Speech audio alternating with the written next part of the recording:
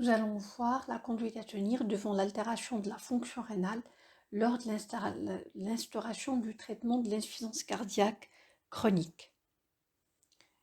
Et pour cela, je vous propose le cas clinique suivant.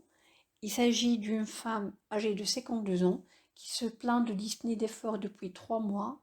Et à la consultation, elle a une pression artérielle à 132 84 mm de mercure, elle pèse 80 kg, elle a une taille de 1,75 m, elle n'a pas d'œdème des membres inférieurs, l'auscultation pulmonaire montre quelques râles crépitants, elle a à l'ECG un rythme régulier sinusal à 75 battements par minute sans trouble de la conduction, l'échographie montre une cardiomyopathie dilatée à fraction d'éjection du ventricule gauche à 30%, et la coronarographie est normale.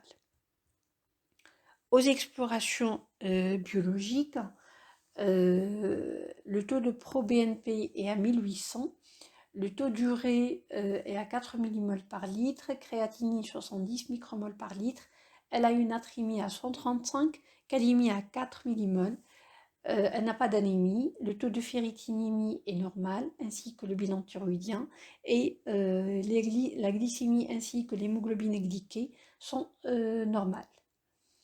Selon les nouvelles recommandations, 4 molécules principales doivent être prescrites chez cette patiente, à savoir les bloqueurs système rénin-angiotensin, les bêta-bloquants, les antagonistes d'aldostérone et les anti-SGLT2.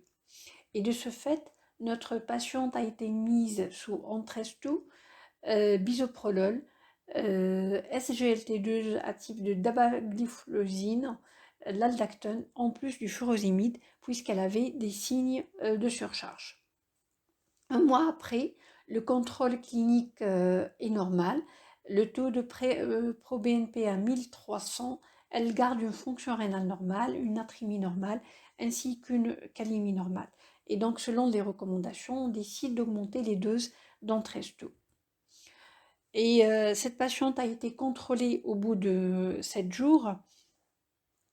Et cette fois-ci, elle a une pression artérielle à 110 mm de mercure de systolique, 50 mm de mercure de diastolique. Elle n'a pas d'œdème des membres inférieurs, mais par contre, elle a un pli cutané persistant. Elle a une insuffisance rénale avec un taux d'urée à 20, un taux de créatinine à 160 micromol par litre, avec un rapport qui est en urée sur créate qui est à 125. Elle a une hyponatrémie à 128 et elle a une calémie à 5,6. Elle a une natriurèse à 35 mmol par litre et un taux de potassium urinaire à 25 mmol par litre. À la bandelette urinaire, elle n'a pas d'anomalie et l'échographie montre 2 reins de taille normale sans anomalie sur les voies urinaires. Donc, selon la définition de KDIGO, notre patiente présente une insuffisance rénale aiguë. Quelle serait l'étiologie de l'insuffisance rénale aiguë? Notre patiente donc, pourrait avoir 3 types d'insuffisance rénale aiguë. En effet, il existe 3 types. Un type rénal, c'est-à-dire parenchymateux, un type post-rénal, c'est-à-dire obstructif, et pré-rénal, c'est-à-dire fonctionnel. Et rapidement, le post-rénal ou bien obstructif est rapidement éliminé vu qu'elle présente une échographie qui est normale. Et les néphropathies parenchymateuses type glomérulaire sont éliminées puisqu'elle n'a pas d'anomalie de sédiment urinaire. De même que les néphropathies vasculaires puisqu'elle n'a pas d'hypertension artérielle. Les néphropathies interstitielles aussi sont rapidement éliminées puisqu'elle n'a pas de leucocyturie. Reste la nécrose tubulaire aiguë qui représente plus que 80% des insuffisances rénales aiguës parenchymateuses ou bien la pré-rénale.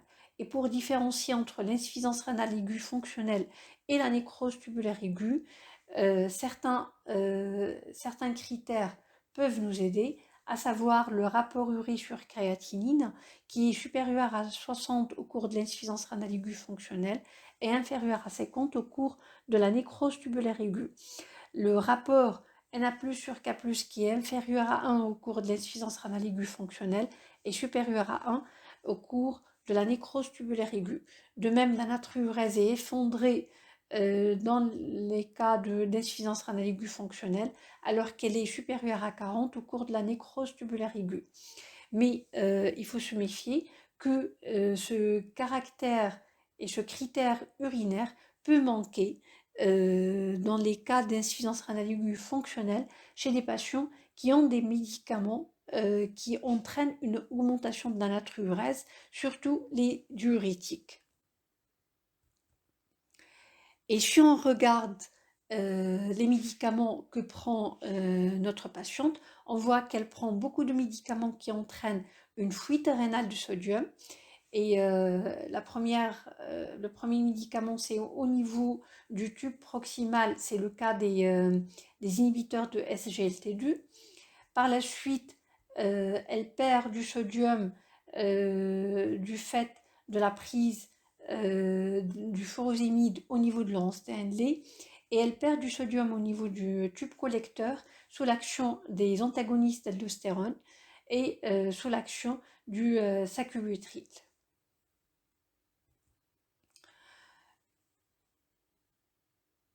Et l'hémodynamique, il faut savoir que lorsque le patient présente une hypovolémie, il y a certains mécanismes de régulation pour maintenir le débit de filtration glomérulaire.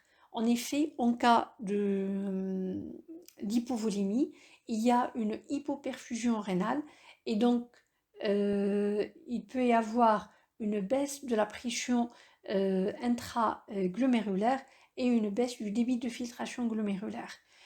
Et donc, il y a certains mécanismes de régulation. Ces mécanismes de régulation sont une vasodilatation au niveau de l'artériole afférente sous l'action des prostaglandines et une vasoconstriction de l'artériole efférente sous l'action de l'angiotensine 2. Mais ces mécanismes peuvent manquer, donc surtout au niveau de l'artériole efférente, lorsque le patient il est sous bloqueur système rénin-angiotensine, et au niveau de l'artériole afférente lorsqu'il est sous anti-inflammatoires non stéroïdiens. Et il faut dire, lorsqu'on a une diminution de la pression artérielle, il y a une diminution du débit et de la pression glomérulaire avec une diminution du débit de filtration glomérulaire, ce qui va entraîner une diminution du débit de sodium dans le tube distal, et donc il y aura peu de sodium qui arrive au niveau de la macula densa, et donc il y aura une diminution des résistances au niveau de l'artériole afférente, et ce qui permet un retour du débit de filtration glomérulaire à la valeur de base. Mais si le patient est sous diurétique ou bien sous médicaments qui lui font perdre du sodium au niveau du tube proximal et au niveau de l'anse 2LD, donc il y aura beaucoup de sodium qui arrive au niveau de la macula densa, et donc ce mécanisme de régulation ne pourra pas être mis en jeu. Donc nous avons une patiente qui a des mécanismes de régulation rénale qui sont bloqués par les bloqueurs système rénin-angiotensine, par les diurétiques et les inhibiteurs de SGLT2.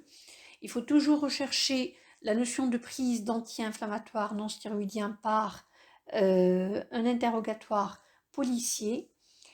Et par ailleurs, notre patiente présente une hyponatrémie. Et cette hyponatrémie, c'est une vraie hyponatrémie puisque sa glycémie est normale. Et cette hyponatrémie, elle est associée à une hypovolémie, donc c'est une hyponatrémie de déplétion par fuite rénale, puisqu'elle a une natriurèse supérieure à 20. Donc, quelle serait la conduite à tenir chez notre patiente? Nous avons une patiente qui a une hypovolémie avec des mécanismes de régulation rénale qui sont bloqués. Donc, il faut reprendre ces mécanismes de régulation par l'arrêt des médicaments en cause.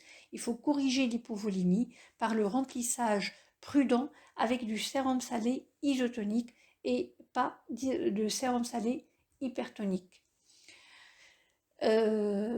Enfin, toujours on doit se poser la question suivante: doit-on avoir peur d'une augmentation de la créatinine sous traitement de l'insuffisance cardiaque?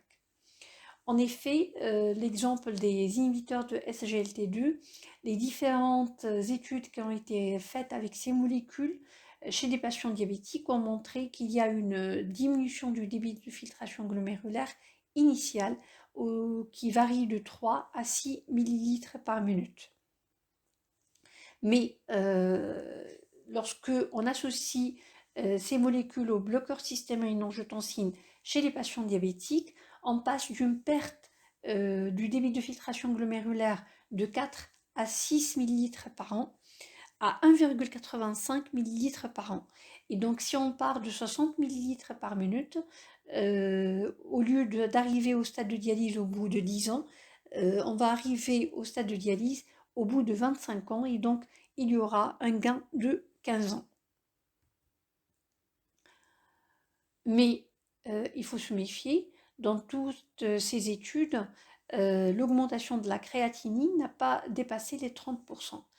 En plus, c'est une population différente de la population qui a une insuffisance cardiaque. Et donc, une augmentation de la créatinine peut être acceptée sous traitement sous traitement de l'insuffisance cardiaque, mais ne doit pas dépasser un certain seuil. Il faut toujours chercher un facteur favorisant tel que l'hypovolémie, la prise d'anti-inflammatoires non stéroïdiens.